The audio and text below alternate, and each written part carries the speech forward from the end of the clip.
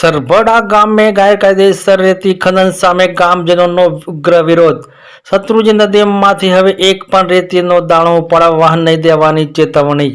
અમરેલી જિલ્લાના સરભડા ગામે ગેરકાયદેસર રીતે ખનન મુદ્દે ગામજનોમાં ભારે રોષ।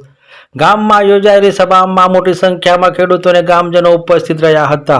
ગામ સભામાં રાજકોટ, અમદાવાદ, સુરત સહિત વિવિધ શહેરોમાં વસતા સરભાડા ગામના ખેડૂતો પણ ખાસ આ બેઠકમાં હાજર રહ્યા હતા। સભામાં સર્વસંમતે નિર્ણય લેવામાં આવ્યો કે શત્રુંજી નદીના પટ્ટમાંથી ગેરકાયદેસર રીતે એક પણ રેતીનો દાણો ઉપાડવા દેવામાં આવશે નહીં। નદી પર સતત નજર રાખવા માટે કેમેરો, ડ્રોન સહિતના આધુનિક સાધનોનો ઉપયોગ કરવામાં આવશે અને ગેરકાયદેસર પ્રવૃત્તિઓ પર બાજ નજર રાખવામાં આવશે।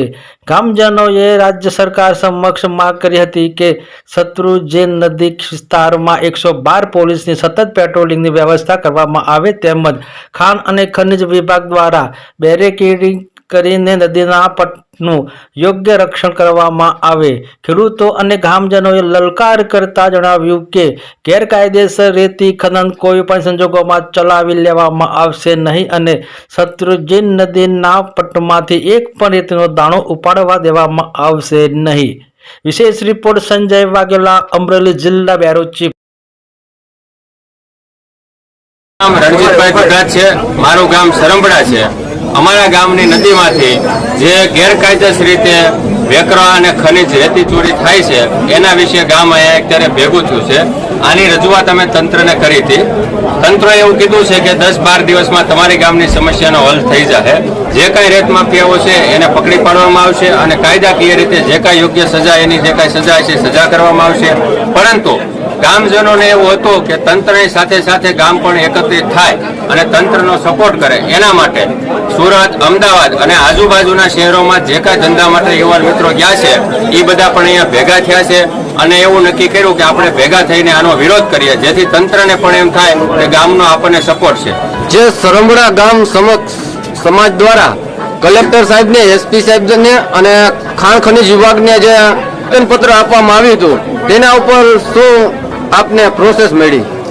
એના માટે અત્યારે તો ગામની અંદર કોઈ રેત ચોરીની ઘટના થતી નથી અને કલેક્ટર, એસપી સાહેબે અમને એવું કીધું છે કે જે કાંઈ કોઈ તત્વો હતા એના ઉપર કાર્યવાહી ચાલુ છે। એના અમુક વાહનો પણ ડિટેન કરવામાં આવ્યા છે અને ખાણ ખનિજ વિભાગને પણ એવો નિર્દેશ કરશું કે સરંબડા ગામની બોર્ડર બાંધી દેવામાં આવે, જેથી કરીને આવા કોઈ રેત માફિયા હોય એને ખ્યાલ આવી જાય કે આ ગામ એકત્રિત છે અને ગામની અંદર તંત્રનો પૂરેપૂરો સપોર્ટ છે એટલે રેતીની કોઈ ચોરી થાય નહીં। અમારા ગામની રજૂઆત છે કે ગામની નદીની અંદર ગામની સુરક્ષા માટે 112 નો પોઈન્ટ આપવામાં આવે, જેના બે ફાયદા થશે। કદાચ કોઈ રેત માફિયાઓ રેતીમાં ઉતરે નદીમાં તો ગામની સાથે સાથે 112 ની ગાડી પણ આવે, જેથી કરીને કોઈ અનિચ્છનીય કે બનાવ ન બને। અને બીજું, ગામની અંદર કોઈ નાનો મોટો અનિચ્છનીય બનાવ બને તો એના માટે ગાડી ત્યાં હાજર હોય એટલે આવા નાના બનાવો અહીં નહીં સોલ્વ થઈ જાય, એમાં કોઈ આગળ પ્રોસેસ જ ના આવે। બીજું, કોઈ અસામાજિક ઘટના ન બને, કોઈ અસામાજિક તત્વો હોય એ પણ થોડાક શાંત રહે અને અમારા ગામમાં જે એકતા અને અખંડિતતા છે,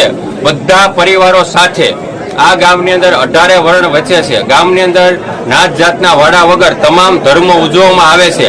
અલગ અલગ ધર્મના લોકોને પણ એકાબીજાના ઘરે જમવાના, રહેવાના કે એકબીજાને મિત્રતાના સંબંધો છે બધા સાથે।